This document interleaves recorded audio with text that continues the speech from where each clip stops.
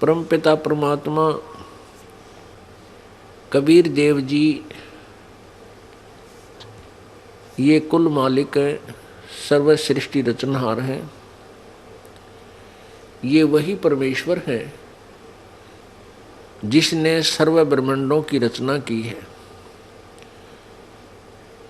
और ये सभी प्राणी उसी की आत्मा है, उन्हीं के अंश हैं। ये परमात्मा वही है जो बनारस में, काशी में, भारतवर्ष के अंदर सन 1398 संवत 1455 ज्येष्ठ सुदी पूर्णमासी, जेठ उतरते की पूर्णमासी को लहर तारा नामक एक तालाब में विकसित कमल के फूल पर नवजात शिशु का रूप धारण करके प्रकट हुए थे। उनको एक जुलाहा दंपति जो निसंतान थे उठा ले गए थे। लीलावत परमात्मा बालक हुए, फिर बड़े हुए। 5 वर्ष की आयु में ही अपने तत्वज्ञान का प्रचार प्रारंभ कर दिया था। परमात्मा का आने का उद्देश्य यही होता है कि वो अपने तत्वज्ञान को, वास्तविक जानकारी को अपनी प्यारी आत्माओं तक पहुंचाए, क्योंकि काल भगवान ने पूर्ण परमात्मा का नामो निशान मिटा दिया गया होता है। काल भगवान द्वारा परमात्मा की परिभाषा को ही चेंज कर दिया गया होता है। जैसा कि आपने कल शाम के सत्संग में सुना कि हमने सभी आज तक जितने भी पुण्यात्माएं हैं जो परमात्मा की चाह में लगे हैं, वो भले किसी भी मजहब या धर्म में उत्पन्न है, उनको परमात्मा की तलाश है, खोज है। और जितने भी अभी तक हमारे जो प्रत्येक धर्म के गुरु जो सदग्रंथों को ना समझकर हमें लोक वेद सुनाते रहे, लोक वेद यानी दंत कथा एक दूसरे से सुनी सुनाई, इनके आधार से सभी ने हमें बता रखा था कि परमात्मा निराकार है और केवल परमात्मा का प्रकाश देखा जाता है, जा सकता है। यदि कोई ट्राई करे परमात्मा के पाने की तो उसको क्या बता रखा था? मेडिटेशन कीजिए, मेडिटेशन। अब मेडिटेशन क्या होता है? ध्यान। कैसे? आसन पद्म लगा के और ध्यान लगाइए। परमात्मा के सूक्ष्म वेद में परमेश्वर ने कहा कि अरे झूठा ज्ञान और ध्यान कहाँ लाओ, ये बात विदा चतुराई। जब तुम्हारा ज्ञान ही निराधार है तो ध्यान किस पर लगा रहे हो तुम? झूठा ज्ञान ध्यान कहाँ लाओ, ये वाद विदा चतुराई। तुम व्यर्थ का वाद विवाद कर रहे हो, तुम्हारा ज्ञान ही निराधार है, तुम ध्यान कित लगा रहे हो, कहाँ लगा रहे हो ध्यान?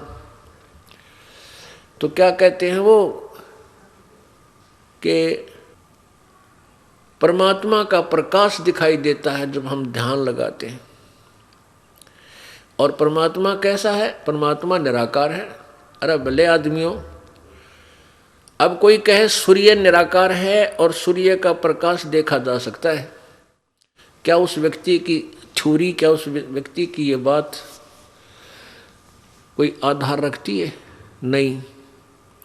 जब सूर्य निराकार है तो उसका प्रकाश कितना देखा तुमने? वो तो है ही नहीं, विजिबल नहीं है। तो जो भी वस्तु विजिबल नहीं है तो उसका प्रकाश कहाँ से आ गया? तो पुण्यात्माओं, हम भक्ति मार्ग में इतने अनजान थे, हमने कभी सोचा भी नहीं वह भगवान का प्रकाश देखे और परमात्मा है नहीं। हम तो बालक कैसी बुद्धि के थे और आज तक इस सिद्धांत पर गाटा जोड़ रखा था, इसी का रट्टा लगा रखा था। जो भी संत होए, गुरु होए, यही बताते थे। और ये सतलोक का जो ठेका ले रहे हैं राधा स्वामी पंथ, उसी से निकला हुआ धन धन सतगुरु सच्चा सौदा वाले पंथ, ये सिरसा और जगमाल वाली, ये भी सचखंड और सतलोक की सुनी सुनाई लोक वेद की आधार से महिमा सुनाते रहे। और वहाँ क्या बताते रहे कि सतलोक में परमात्मा है नहीं, और वहाँ तो प्रकाश ही प्रकाश है, चेतन ही चेतन है। वहाँ सब परमात्मा में आत्मा ऐसे समा जाती है जैसे बूंद समुद्र में समा जाती है, वहाँ अलग अस्तित्व नहीं है, यानी भगवान निराकार है। बताइए, इनने के कला तोड़ दिया, आखिर में इन्होंने भी कह दिया परमात्मा निराकार है, जबकि कल आपने प्रमाण देखे सभी सदग्रंथों के, पवित्र वेदों में, पवित्र कुरान शरीफ में, पवित्र बाइबल में और महला पहला की वाणी गुरु ग्रंथ साहिब में आपको वर्बली सुनाया, प्रश्न नंबर 24 पे और 721 पे गुरु ग्रंथ साहिब में उस परमात्मा कबीर जी के बारे में लिख कहा है, और वो साकार बताया है, जो धानक रूप में, जुलाहा रूप में बनारस में आए थे, वो पूर्ण परमात्मा है। और किसी भी धर्म के व्यक्ति से आप बात कीजिए, वो कहेगा परमात्मा तो निराकार है, अनविजिबल है, फॉर्मलेस है, वो दिखाई नहीं देता। और जबकि एक शब्द है परमेश्वर का, कबीर जी की वाणी का, कि करने नो दीदार महल में प्यारा है, उसके लास्ट में फिर ये कहा कि सतपुरुष, जब सतलोक के अंदर ये हंस चला जाता है, ये आत्मा चली जाती है अपनी भक्ति कमाई करके, तो वहाँ सतपुरुष के सिर पे चंवर ढुराती है, सेवा करती है, करता है जा करके ये प्यारी आत्मा। वहाँ शब्द में स्पष्ट लिखा है। अरे भले आदमियों, जब वह भगवान निराकार है और आत्मा उसमें समा जाती है, तो चंवर किस पर करे वो? फिर वो चंवर कराने वाला कौन है? करने वाले दो अलग नहीं हुए? और फिर भी उस शब्द करने नो दीदार महल में प्यारा है, इसका तो उन्होंने पूरा सहारा ले रखा था, और उसको भी अच्छे ढंग से नहीं समझ सके। कारण क्या था? परमात्मा बताते हैं, भाई मोती मुक्ता दर्शत नाही, ये जग है सब अंदरे, दिखत के तो नैन चश्म, इनका फेरा मोतिया बंदरे। ये दिखे तो बड़े महात्मा और संत विद्वान पुरुष, इनको काल ने मोतिया बंद कर रखा है। अज्ञान रूपी मोतिया बंद है था इन लोगों को, इन गुरुओं को, संतों को,